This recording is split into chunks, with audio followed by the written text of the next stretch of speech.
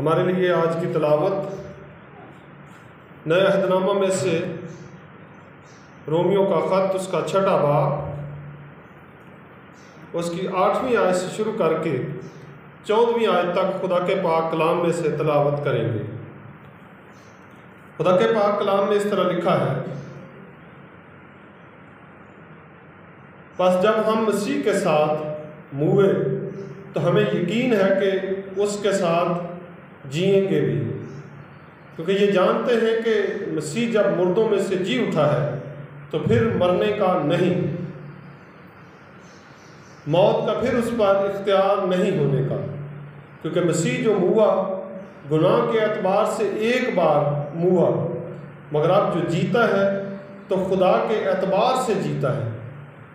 इसी तरह तुम भी अपने आप को गुनाह के एतबार से मुर्दा मगर खुदा के एतबार से मसीह यस्सु में ज़िंदा समझो। बस गुनाह तुम्हारे फ़ानी बदन में बादशाही ना करे कि तुम उसकी ख्वाहिशों के ताबे रहो और अपने अज़ा नाराज़गी के हथियार होने के लिए गुनाह के हवाले ना किया करो, बल्कि अपने आप को मुर्दों में से ज़िंदा जानकर खुदा के हवाले करो और अपने अज़ा रास्तबाजी के हथियार होने के लिए खुदा के हवाले करो। इसलिए कि गुनाह का तुम पर इख्तियार न होगा, क्योंकि तुम शरीयत के मातहत नहीं बल्कि फजल के मातहत हो। खुदा के पाक कलाम के पढ़े और सुने जाने पर खुदा की बरकत हो। आमीन। तशरीफ रखें। वैसे ना भी मैं कहता तो फिर भी बह जाना से।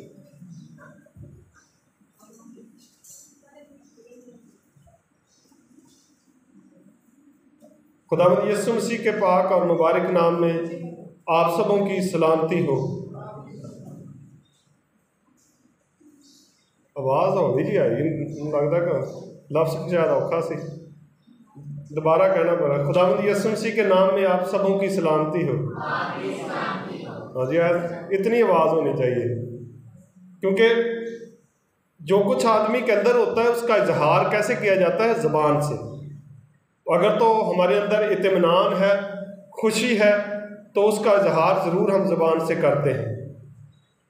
तो अगर हमारे अंदर बेचैनी है, अबतरी है, तलखी है, तो भी उसका इजहार ज़बान से ही होता है। जैसा कि आप जानते हैं कि इन दिनों में हम रोमियो के ख़त का तफसीरी मुतालिया कर रहे हैं, और आज हम रोमियो के ख़त के 6वें बाब की 8वीं आयत से 14वीं आयत तक का जो हिस्सा है इसको सीखने की कोशिश करेंगे। दुनिया में सबसे ज़्यादा जो हलाकतें हो रही हैं, एक तो मौत होती है और एक हलाकत होती है।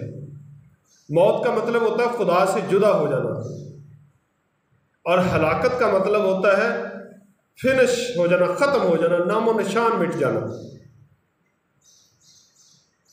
यहूदा के बारे में आपने पढ़ा होगा कि उसके बारे में हलाकत का लफ्ज़ इस्तेमाल हुआ है। यीशु मसीह के मसलूब होने के बाद आज तक यहूदा का नाम तो लिया जाता है, लेकिन किस लिस्ट में लिया जाता है? गरदारों की लिस्ट में, नाफरमानों की लिस्ट में, बेवफा लोगों की लिस्ट में उसका नाम लिया जाता है। तो मैं जो बताने की कोशिश कर रहा हूं वो ये है कि ज़्यादा हलाकतें किस वजह से हो रही हैं? लोग खुदा को नहीं जानते, जिसकी वजह से लोग हलाकत में पड़ रहे हैं। आप में से कुछ लोगों ने ये आयत ज़रूर सुनी होगी, होशिया की किताब उसका 4वां बाब और उसकी 6वीं आयत, कि मेरे लोग अदमे मार्फत से हलाक हुए।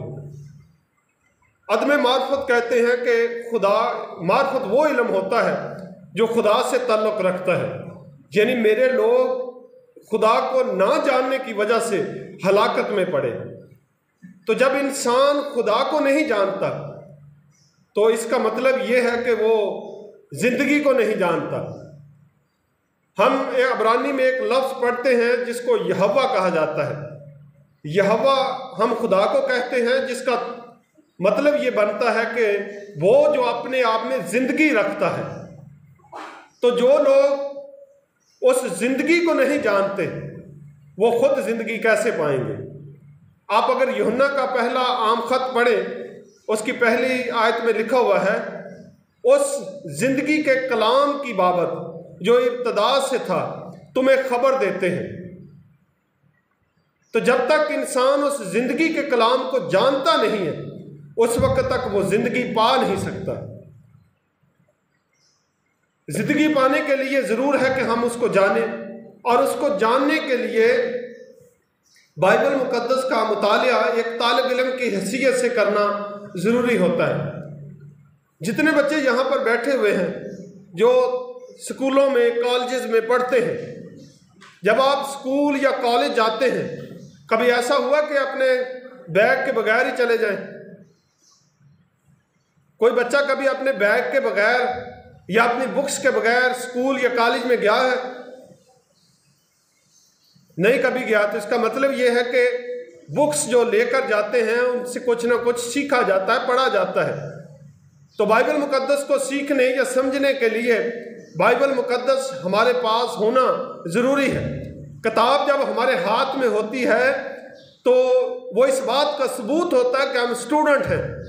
तो बाइबल जब हमारे हाथ में होती है तो वो इस बात की अलामत होती है कि हम बाइबल के तालिब इल्म हैं। जो उस्ताद होते हैं वो अपने पास ना भी रखें तो उनके जहन में, उनके दिल में कलाम इतना होता है कि वो समझते हैं कि हमें ज़रूरत नहीं है।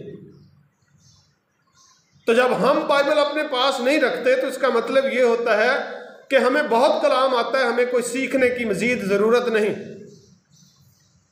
कोशिश किया करें कि जब आप चर्च में आते हैं तो अपनी बाइबल साथ लेकर आने में शर्म महसूस ना किया करें। बच्चे मोबाइल पकड़कर चर्च आते हुए शर्म महसूस नहीं करते, और कुछ करने में बच्चे शर्म महसूस नहीं करते, लेकिन बाइबल पकड़कर चर्च में लेकर आने में लोग शर्म महसूस करते हैं। ये कोई तफरीगाह नहीं, ये कोई पार्क नहीं कि जहां पर हम घूमने आते हैं। यहां पर हम सीखने के लिए आते हैं, यहां पर हम खुदा को जानने के लिए आते हैं।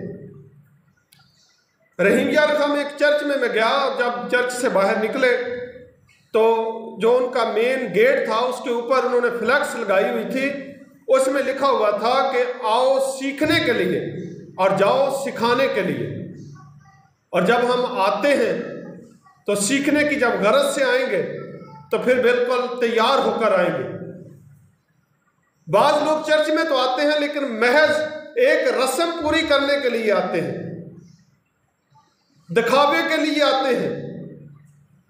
अगर हम सिर्फ रस्म पूरी करने के लिए चर्च में आते हैं तो इससे कोई फायदा नहीं होगा। और अगर हम वाकई ही हकीकी तौर पर खुदा के कलाम को सीखने के लिए, खुदा को समझने के लिए, खुदा को जानने के लिए आए हैं तो वो बरकत का सबब बनेगा। अगर आप यूहन्ना की इंजील उसका 17वां बाब और उसकी 3री आयत पढ़ें तो उसमें लिखा है, यीशु मसीह की ज़बान मुबारक के अल्फाज हैं कि हमेशा की ज़िंदगी ये है कि वो तुझ खुदाए वाहिद बरहक और यीशु मसीह को जिसे तूने भेजा है जाने। तो यीशु मसीह को कैसे जानेंगे हम? जब बाइबल मुकद्दस हमारे हाथ में होगी। ये मोबाइल जो होता है जब तक हमारे पास ना आए उस वक्त तक इसके फंक्शन को हम नहीं समझ सकते, हम इसको चलाना नहीं सीख सकते। जब ये हमारे हाथ में होता है तब हमें चलाना भी आ जाता है, हमें इसका लॉक भी लगाना आ जाता है, इसमें चीज़ें भी तलाश करनी आ जाती हैं। लेकिन जब ये हमारे पास नहीं होता हमें चलाना नहीं आता। मोटरसाइकिल उस वक्त चलाना आता जब हमारे पास हो। तो बाइबल को उस वक्त हम समझ सकेंगे जब बाइबल हमारे पास होगी। मेरे साथ नहीं, आपने अपने साथ अहद करना है। बच्चे चाहे छोटे हैं उनको बचपन से ये आदत डालें कि जब चर्च जाएं तो अपनी बाइबल जो है वो साथ लेकर जाएं, अपनी गीतों वाली बुक जो है वो भी साथ लेकर जाएं। गीत जब गाना है तो इधर उधर जो देखना है तो अगर अपनी बुक अपने पास होगी तो आप वहाँ से निकालेंगे। जैसे ज़बूर हमने 136 गाया है, और बाद नौजवान मैं देख रहा था कि वो आंखें नीचे करके बैठे हुए थे। तो अगर आपके हाथ में बुक होगी तो आप वहाँ से साथ साथ गाएंगे, आप क्वायर का इंतज़ार नहीं करेंगे। बच्चे जब स्कूल जाते हैं तो वो एक बुक साथ लेकर नहीं जाते, उनके पास इंग्लिश की बुक भी होती है, उर्दू की बुक भी होती है, मैथ की बुक भी होती है, मुतालिया पाकिस्तान की भी बुक होती है। उनके साथ हर बुक की अलग-अलग कॉपी भी होती है, पेंसिल भी होती है। लेकिन चर्च को हमने आम बात समझा है। ना हमारे बच्चों के पास नोटबुक होती है, ना हमारे बच्चों के पास बाइबल होती है, ना हमारे बच्चों के पास गीतों की किताबें होती हैं। खुदा के लिए खुदा को इज्जत दें, खुदा का एहतराम करें। इमलाकी नबी के सहीफा में लिखा हुआ है कि अगर मैं बाप हूं तो मेरी इज्जत कहां, और अगर मैं आका हूं तो मेरा खौफ कहां। ना इंसानी दिल में खुदा की इज्जत रही और ना इंसानी दिल में खुदा का खौफ रहा। पहला शमूएल 2 बाब में बयान किया गया है, खुदा एली काहन से फरमाता है कि मैंने तो चाहा था कि तेरा घराना और तेरे बाप का घराना हमेशा मेरे हजूर चले, पर अब खुदावंद फरमाता है कि ये बात मुझसे दूर हो, क्योंकि वो जो मेरी इज्जत करते हैं मैं उनकी इज्जत करूंगा, पर वो जो मेरी तहकीर करते हैं वो बेकदर होंगे। खुदा की इज्जत करेंगे तो खुदा हमारी इज्जत करेगा। ये दुनिया जिसमें हम जिंदगी बसर कर रहे हैं, हम में से हर शख्स ये जानता और मानता है कि ये दुनिया आर्जी है और इंसान चंद सालों के लिए यहाँ पर जीने के लिए आता है, और जहाँ पर चंद सालों के लिए जीने के लिए आता है वहाँ का इंसान होकर रह जाता है। इंसान वापस जाने का भूल जाता है और ये समझता है कि मैंने शायद वापस नहीं जाना। क्रंथियों का दूसरा क्रंथियों उसका 5वें बाब में लिखा है कि जब तक हम वतन के वतन में हैं, खुदा के हाथ से जला वतन है, और हमको वतन के वतन से जुदा होकर खुदावंद के वतन में रहना ज्यादा मंजूर है। आसमान पर तब हम जाएंगे जब आसमानी क़वायद व ज़वाबित को समझ जाएंगे। आप में से कभी ना कभी किसी को बाहर के मुल्क जाने का इत्तेफाक हुआ होगा। भाई जॉनसन तो बाहर के मुल्क गए हैं। आप जब किसी भी दूसरे मुल्क में जाते हैं तो आप वहां के कवानीन को फॉलो करते हैं या मुल्क पाकिस्तान के कवानीन को फॉलो करते हैं? क्या आप समझते हैं? वहां के कवानीन को फॉलो किया जाता है कि सिर्फ अपने जो कवानीन होते हैं वो फॉलो करते हैं? बाहर के ममालिक के जो वहां के कानून होते हैं वो फॉलो किए जाते हैं। तो जमीन पर रहते हुए जमीन के कवानीन फॉलो करने हैं, और जब आसमान पर जाएंगे तो आसमान पर के कवानीन फॉलो करने पड़ेंगे। अभी मैं एक छोटा सा वाक्य आपको बताऊंगा। हम जब सेमिनरी करते थे तो कभी कभी जो स्टूडेंट होते थे उनका आपस में किसी से इख्तलाफ होता, नफरत होती, और यहाँ तक इख्तलाफ होता कि एक दूसरे को बुलाते नहीं थे, एक दूसरे का मुंह देखना भी पसंद नहीं करते थे, एक दूसरे की मौजूदगी से नफरत का इजहार करते थे। तो हमारे उस्ताद प्रोफेसर जॉन विलियम साहब बताते कि अगर ऐसा लगा लें कि खुदा उसको भी आसमान की बादशाही में ले गया है और मुझे भी आसमान की बादशाही में ले गया है, और वहाँ पर हमने उस शख्स को देख लिया जिससे हम नफरत रखते हैं, और देखते सार हमारा खून खौलना शुरू हो गया है क्योंकि वो शख्स हमें अच्छा नहीं लगता, हमें उससे नफरत होना शुरू हो गई है, तो खुदा किसको बाहर निकालेगा वहाँ से? क्योंकि नफरत वाला आदमी तो आसमान की बादशाही में रह नहीं सकता, वहाँ पर ना माफ़ करने वाला भी नहीं रह सकता, वहाँ पर जो मोहब्बत नहीं करता वो भी नहीं रह सकता, तो वहाँ पर खुदा को किससे निकालेगा? जो नफरत का इजहार करता खुदा उसे निकाल देगा। इसलिए अपने उन जज्बात और उन ख्यालात को ज़मीन पर दुरुस्त करेंगे तब जाकर आसमान पर खुदा हमें लेकर जाएगा। इसलिए मैं बार बार इस बात पर जोर देता हूँ कि खुदा को और खुदा के कवानीन को जाने, खुदा को समझें। खुदा को ना जानने की वजह से हमारी मौत है, खुदा को ना जानने की वजह से हमारी हलाकत है। इंसान होते हुए कुछ गलतियां इंसानों से हो जाती हैं, लेकिन गलती करने के बाद गलती पर पक्के रहना, ये उस गलती से ज़्यादा जुर्म होता है। मैं शायद पहले भी कभी बता चुका हूँ कि बाज़ लोग बपतिस्मा नहीं लेते, वो कहते हैं कि जी बपतिस्मा लेकर बाद में भी तो गुनाह करना है, तो हम बपतिस्मा ही नहीं लेते, हम तौबा ही नहीं करते। मैंने कई दफ़ा बताया कि जो बपतिस्मा लेते हैं वो भी गुनाह कर लेते हैं, और जो बपतिस्मा नहीं लेते वो भी करते हैं। दोनों में फ़र्क क्या है? फ़र्क ये है कि जो बपतिस्मा नहीं लेता वो जब गुनाह करता है तो उसको एहसास नहीं होता, और जो जिसने तौबा कर ली होती है और बपतिस्मा ले लेता है, गुनाह करने के बाद उसको एहसास होता है। और खुदा ये चाहता है कि इंसान के दिल में एहसास हो। तो जो खुदा को जानते हैं वो समझते हैं कि हमने तौबा करना ज़रूरी है, और तौबा के बाद भी अगर गलती हो जाए, गुनाह हो जाए, तो उसके लिए क्या करना है? खुदा से माफ़ी मांगनी है और अपने दिल में एहसास पैदा करना है कि मैंने वाकई ही गलती की है।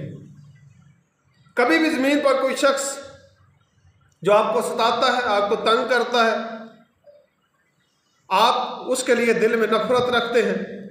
कभी कभी जब पता चलता है कि उस शख्स ने जो मुझे सताया था उसको बाद में जाकर बड़ा एहसास हुआ है, जब हमें पता चल जाए कि उस शख्स को एहसास हुआ है, तो क्या हम उसे माफ़ करेंगे या नहीं?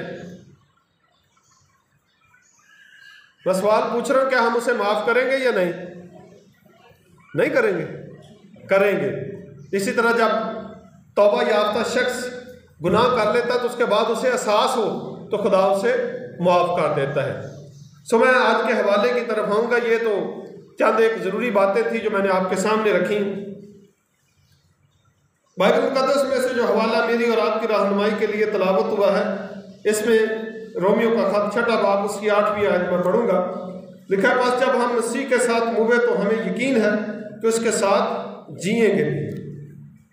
मैंने पिछली दफ़ा बताया था कि मरना एक दर्दनाक अमल है, मरना एक मुश्किल मरहला है, और कोई भी शख्स मरने को पसंद नहीं करता। कौन कौन मरने को वैसे पसंद करता है? 2 लोग बस पसंद कर दो। मरना एक मुश्किल और दर्दनाक मरहला है, और जब तक हम मरेंगे नहीं उस वक्त तक जिंदगी नहीं पाएंगे। क्या इस आयत में लिखा हुआ है? 8वीं आयत मेरे साथ दोबारा देखें। बस जब हम मसीह के साथ मुए तो हमें यकीन है कि उसके साथ जिएंगे भी। मरने से वो लोग डरते हैं जिनको एतमाद नहीं है, जिनको यकीन नहीं है कि आगे चलकर हमारे साथ क्या होना है। ईमानदार जो हैं उनके लिए आसमान पर घर मौजूद है, लेकिन जो ईमानदार नहीं है उनके लिए आसमान पर घर नहीं है। आप बाइबल मुक़द्दस में जब पढ़ते हैं यूहन्ना की इंजील उसका 14वां बाब, तो उसमें क्या लिखा? यीशु ने कहा कि तुम्हारा दिल ना घबराए, तुम खुदा पर ईमान रखते हो, मुझ पर भी ईमान रखो। मेरे बाप के घर में बहुत से मकान हैं, अगर ना होते तो मैं तुमसे कह देता। मैं जाता हूँ और जाकर तुम्हारे लिए जगह तैयार करूँगा और आकर फिर तुम्हें साथ ले लूँगा। जिसको ये यकीन है कि मेरे लिए आसमान पर जगह तैयार है, वो यहाँ से जाने के लिए डरेगा नहीं, वो यहाँ से जाने के लिए घबराएगा नहीं। ये जो मौत का लफ्ज़ जहाँ पर आया है, इसका मतलब वो वाली मौत नहीं जो हम जहाने फ़ानी से कूच करके अपने खालिक़े हकीकी के पास चले जाते हैं। ये उस मौत का जिक्र है जो हम जीते जी अपनी तमाम जिबिलतों और तमाम ख्वाहिशों को मार लेते हैं, जिसके बारे में मुक़द्दस पौलुस रसूल ने गलतियों के ख़त के 5वें बाब की 24वीं आयत में बयान किया है कि जो मसीह यस्सु के हैं उन्होंने अपने जिस्म को उसकी रग़बतों और ख्वाहिशों समेत सलीब पर खींच दिया है। और फिर वो गलतियों के ख़त के 2 बाब की 20वीं आयत में कहता है कि मैं मसीह के साथ मसलूब हुआ हूँ, अब मैं जिंदा न रहा बल्कि मसीह मुझ में जिंदा है। यानी जीते जी जो अपनी आदमियत को मार देता है, अपनी पुरानी इंसानियत को मार देता है, और मसीह उसकी ज़िंदगी में काम करता है। यहाँ पर जिस मौत का जिक्र है वो ये वाली मौत है। और कोई भी शख्स मरना नहीं चाहता। मैंने जैसे पहले बताया कि मरना एक मुश्किल काम है, क्योंकि इस जिस्म में रहते हुए हमें अपनी ख्वाहिशों को पूरा करना होता है। कोई भी शख्स जब उसके दिल में ख्वाहिश उठती है तो वो ये चाहता है कि उस ख्वाहिश की तकमील की जाए, उसकी मर्जी पूरी की जाए। और जब इंसान की ख्वाहिश पूरी की जाती है, जब इंसान की मर्जी पूरी की जाती है, तब इंसान खुश होता है। लेकिन जब उसकी मर्जी को रिजेक्ट किया जाता है, जब इंसान की मर्जी को रद्द किया जाता है, तो इंसान को अच्छा नहीं लगता, बुरा लगता है। और मसीहत में यही काम है कि मिटा दे अपनी हस्ती को। अगर कुछ मर्तबा चाहता है, दाना खाक में मिलकर गुले गुलजार होता है। आप यूहन्ना की इंजील उसका 12वां बाब उसकी 24वीं आयत पढ़ कर देखें, वहां पर यही बात लिखी है कि जब तक गेहूं का दाना जमीन में गिरकर मर नहीं जाता, अकेला रहता है, और जब मर जाता है तो बहुत सारा फल लाता है।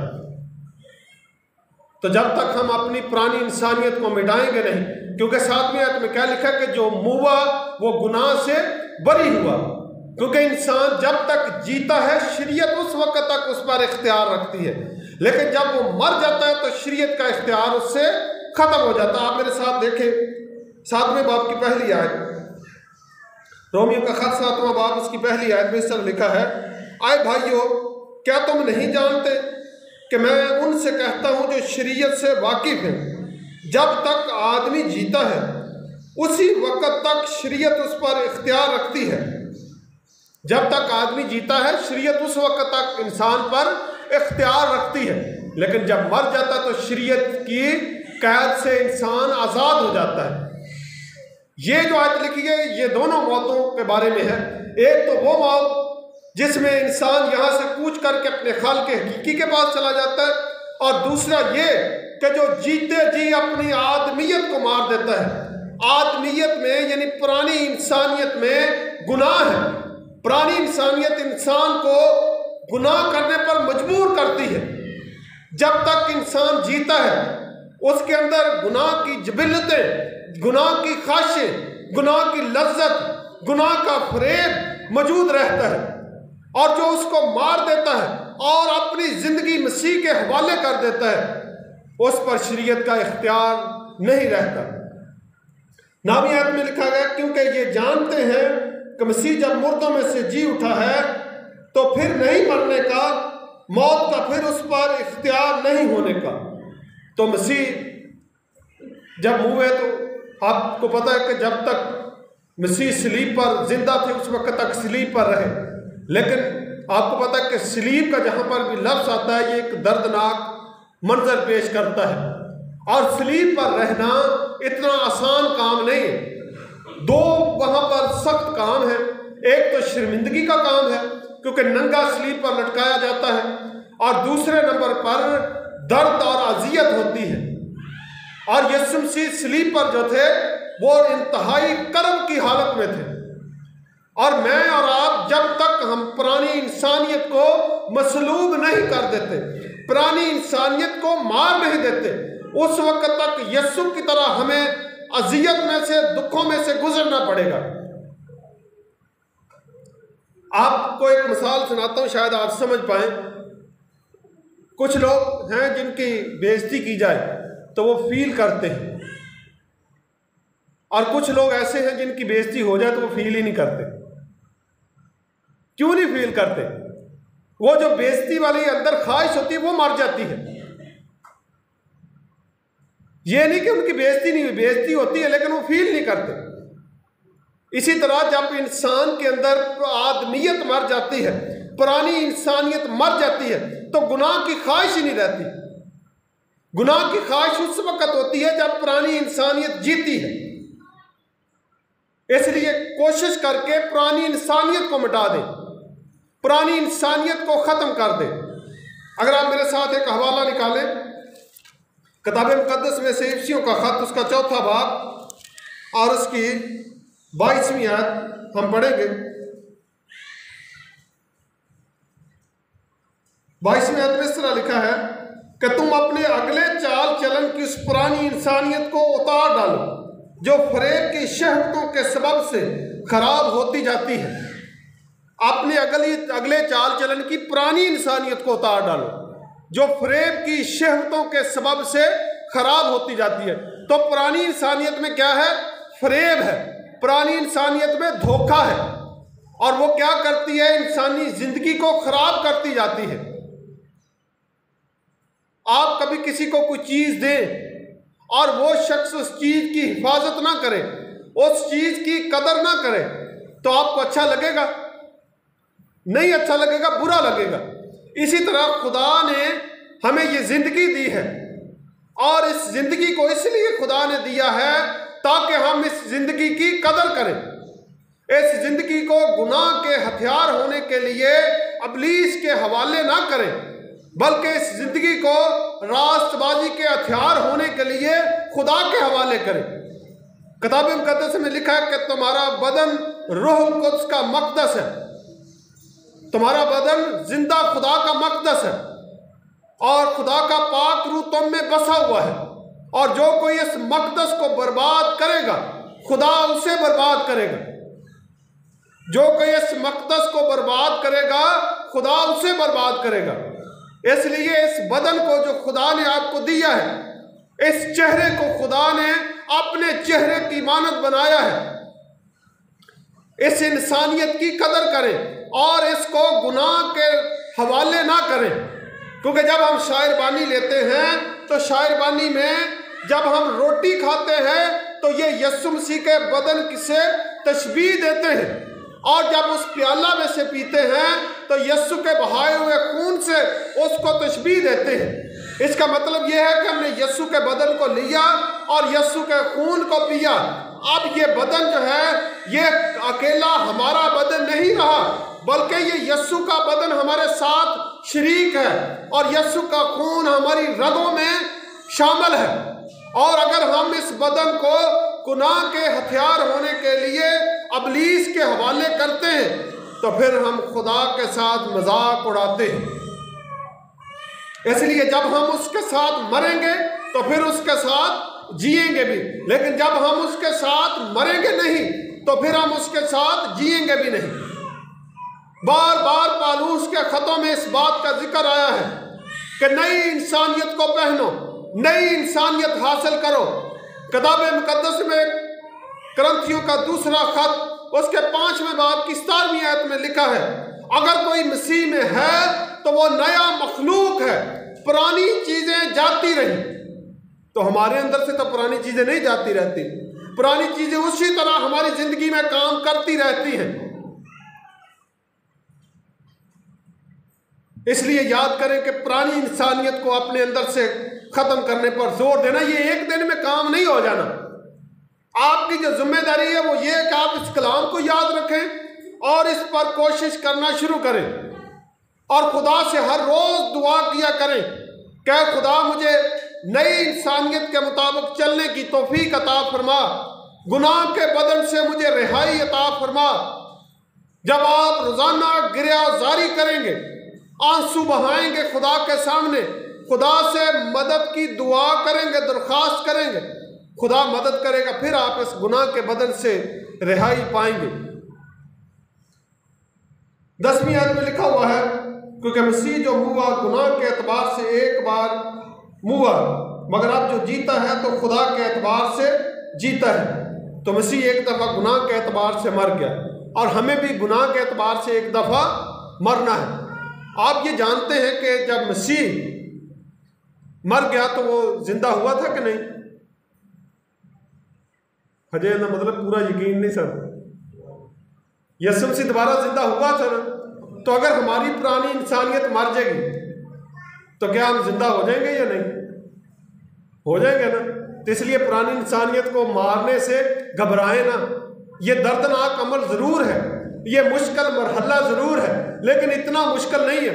बाइबल मुकद्दस में लिखा है कि खुदा किसी को उसकी ताकत से ज्यादा आजमाइश में नहीं डालता। जितना काम हम कर सकते हैं वही काम इस बाइबल मुकद्दस में लिखे गए हैं। खुदा ने कोई अजाफी काम नहीं लिखे। इसलिए जो कुछ खुदा कहता है उस पर अमल करने की कोशिश करें। दो बातें हैं यहां पर, एक होता अमल और एक होती है नीयत। कभी कभी इंसान जब कलाम सुन लेता है तो उसके बाद कहता है यार इन्ना सख्त कलाम, असीं इन ते किवें अमल करांगे, किवें असीं अपनी ख्वाहिशां नूं मारांगे। तो बंदा इस कलाम को इग्नोर कर देता है। ये नहीं कहना, ये कहना कि कलाम दुरुस्त है, ऐ खुदावंद मैं तेरी मिन्नत करता हूं कि तू मेरी मदद कर, और फिर आप ज़रूर इस पर अमल कर पाएंगे। और नियत का मतलब ये होता है कि आप जब ये इरादा कर लेते हैं कि ऐ खुदावंद मैंने ये काम करना है और तू मेरी मदद करेगा, तो ये नियत है। नियत और अमल जो अगर आप मेरे साथ देखें, रोमियो के खत का 7वां बाब निकालें,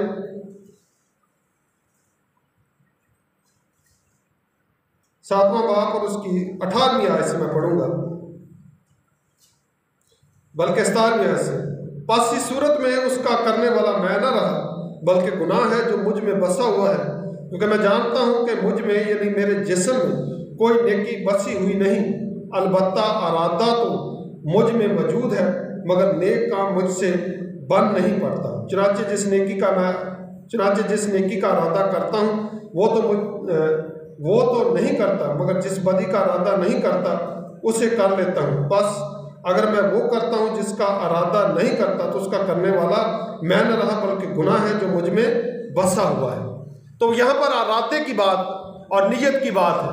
आप अच्छा काम करने की नीयत रखें, आप अच्छा काम करने का इरादा रखें। बेशक आप वो काम कर नहीं पाए, लेकिन खुदा ये देखेगा कि इसने इरादा किया है, इसने कोशिश की है। बाद लोग पहले ही इग्नोर कर देते, नहीं जी ये काम बड़ा मुश्किल है, ये काम नहीं करना। काम ये करना कि आपने इरादा बना। मिसाल के तौर पर कोई शख्स है, उसके साथ आपकी बड़ी पुरानी नाराजगी है, और जब बड़ी पुरानी नाराजगी है आप इरादा कर लेते हैं कि मैंने उसके साथ सुलह करनी है। आप सुलह की गरज से गए हैं और आपने उसके साथ सुलह करने के लिए पहला कदम बढ़ाया है, उस शख्स ने वो कदम को ठुकरा दिया है। खुदा की अदालत में आप बरी हो जाएंगे, वो मुजरम होगा। इसलिए याद रखें कि अमल जो है वो मुश्किल काम है, लेकिन इरादा करने में कोई ताकत नहीं लगती, नियत करने में ताकत नहीं लगती। और जब आप जिस काम का इरादा कर लेते हैं वो काम इंसान कर गुजरता है। इसलिए आप इरादा करें, नियत बनाएं, मंसूबा बनाएं, खुदा आपकी जरूर मदद करेगा। 11वीं आयत में इस तरह लिखा है, इसी तरह तुम भी अपने आप को गुनाह के एतबार से मुर्दा मगर खुदा के एतबार से मसीह यीशु में जिंदा समझो। गुनाह के एतबार से हम मर गए, और जो मर जाता है उसकी कोई ख्वाहिश रहती है। कभी मुर्दे को पानी पीते हुए देखा है? मुर्दे ने कभी कहा कि मैंने बिरयानी खानी है? मुर्दे ने कहा कभी कि मुझे अच्छे कपड़े पैंट कोट पहनाना है या कोई महंगा सा सूट मुझे पहनाना है? नहीं ना कहता, क्योंकि वो मर जाता है। और जो शख्स जीते जी पुरानी इंसानियत को मार देता है, उसके अंदर से ख्वाहिशें भी मिट जाती हैं। इसीलिए पौलुस क्या कहता है कि जो मसीह यीशु के हैं उन्होंने जिस्म को उसकी रगबतों और ख्वाहिशों समेत सलीब पर खींच दिया है। उसके बाद 11वीं आयत में इस तरह लिखा है, 12वीं आयत में, बस गुनाह तुम्हारे फानी बदन में बादशाही ना करे कि तुम उसकी ख्वाहिशों के ताबे रहो। जब हम गुनाह करते हैं, मिसाल के तौर पर झूठ बोलते हैं, चोरी करते हैं, धोखा देते हैं, गरूर करते हैं और इस तरह के छोटे छोटे गुनाह करते हैं, तो उस वक़्त हम क्या करते हैं? उस वक़्त बादशाही किसकी होती है हमारे ऊपर? गुनाह की। तो क्या आप ये समझते हैं कि जो मक़दस खुदा ने अपने लिए बनाया है, उस मक़दस पर, उस जिस्म पर किसी और का इख्तियार हो? आपने मिसाल के तौर पर एक घर बनाया है और उस घर पर किसी और का इख्तियार हो जाए, तो आप क्या फील करेंगे? आपने मेहनत करके घर बनाया है, सारी जिंदगी की जमा पूंजी जमा करके आपने घर बनाया है और आपका उस पर इख्तियार ही नहीं है, आप क्या फील करेंगे? कुछ भी नहीं फील करेंगे। दसो तो सही। बुरा फील करेंगे, गुस्सा आएगा। खुदा ने इस बदन को किस मकसद के लिए बनाया है? अपने लिए बनाया है। क्या लिखा बाइबल में कि तुम्हारा बदन रूहुल कुद्स का मकदस है।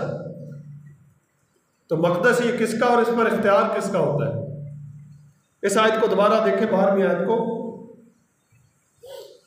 बस गुनाह तुम्हारे फानी बदन में बादशाही ना करे कि तुम उसकी ख्वाहिशों के ताबे रहो और अपने आज़ाद नाराज़गी के हथियार होने के लिए गुनाह के हवाले ना किया करो, बल्कि अपने आप को मुर्दों में से जिंदा जानकर खुदा के हवाले करो और अपने आज़ाद रास्तबाजी के हथियार होने के लिए खुदा के हवाले करो। मैं शायरबानी के बाद एक दुआ करता हूँ, उसमें एक जुमला बोलता हूँ, वो ये है कि आगे को जो जीते हैं अपने लिए ना जिए, बल्कि उसके लिए जिए जो सब की खातर मर गया। तो यीशु हम सब की खातर मर गया, तो आगे को जो हम जिंदा रहे तो किसके लिए रहे? मसीह यीशु के लिए जिंदा रहे। हमारे ये जिस्म का एक एक अज़ा जो है ये खुदा ने अपने लिए बनाया है। ये खुदा ने जो हाथ दिए हैं ये खुदा की हम्द करने के लिए हम इससे ताली बजा सकते हैं। पाँव खुदा ने दिए हैं, पाँव से चलकर हम चर्च में आ सकते हैं या किसी ऐसी जगह पर जा सकते हैं जहाँ पर कलाम सिखाया जा रहा है। इन पाँव से चलकर हम जाकर दुआ कर सकते हैं। ये ज़बान है, इस ज़बान से गालियाँ भी दी जाती हैं, इस ज़बान से झूठ भी बोला जाता है, इस ज़बान से गंदी बातें भी की जाती हैं। लेकिन अगर इस ज़बान को खुदा के काम के लिए इस्तेमाल किया जाए, इस ज़बान को दुआ के लिए इस्तेमाल किया जाए, इस ज़बान को कलाम को पढ़ने के लिए इस्तेमाल किया जाए, तो फिर कितनी अच्छी बात होगी। ये फिर बदन जो है खुदा का मक़दस है। लेकिन अगर हमारे जिस्म के अज़ा आपने हर रोज़ अपने जिस्म का तज्ज़िया करना है कि हमारा जिस्म का कौन सा हिस्सा आज खुदा के काम के लिए इस्तेमाल नहीं हुआ। आपके जिस्म का जो भी हिस्सा खुदा के काम के लिए इस्तेमाल नहीं हुआ, आप कोशिश करें कि अपने जिस्म को खुदा के काम के लिए इस्तेमाल करें, क्योंकि क्या लिखा है 13वीं आयत में दोबारा पढ़ूंगा, और अपने अज़ा नाराज़गी के हथियार होने के लिए गुनाह के हवाले ना किया करो, बल्कि अपने आप को मुर्दों में से जिंदा जानकर खुदा के हवाले करो और अपने अज़ा रास्तबाजी के हथियार होने के लिए खुदा के हवाले करो, इसलिए कि गुनाह का तुम पर इख्तियार ना होगा, क्योंकि तुम शरीयत के मातहत नहीं बल्कि फजल के मातहत हो। मैंने पिछले पैगाम में भी बताया था कि कुछ लोग ये समझते हैं कि हम शरीयत के मातहत नहीं, तो जब शरीयत के मातहत नहीं तो फिर क्या चोरी करें, फिर डाका डालें, जनाकारी करें, झूठ बोलें। इसका ये मतलब नहीं है। इसका मतलब ये है कि जो इंसान पुरानी इंसानियत को मार देता है वो शरीयत के मातहत नहीं, क्योंकि जब पुरानी इंसानियत मर जाती है, गुनाह की जबिलतें, गुनाह की ख्वाहिशें उस जिंदगी से मिट जाती हैं, वो शख्स शरीयत के मातहत नहीं बल्कि वो फजल के मातहत है। अगर ये वाली बात हो जाए कि हम जिस शरीयत के मातहत नहीं, तो जो दिल करता वो करता रहे, जिसका दिल करता आपको कत्ल कर दे, जिसका दिल करता वहां से जा रहे हैं आपका मोटरसाइकिल छीन ले, क्योंकि वो कहेगा जी मैं तो शरीयत के मातहत ही नहीं हूँ। इसका ये मतलब नहीं, बल्कि इसका ये मतलब है कि पुरानी इंसानियत को मिटाना है। पुरानी इंसानियत को जो मार देता है उस पर शरीयत का इख्तियार नहीं बल्कि उस पर खुदा के फजल का इख्तियार है। सो खुदा मुझे और आप सबको आज इस कलाम के वसीला से बरकत बख्शे। आमीन।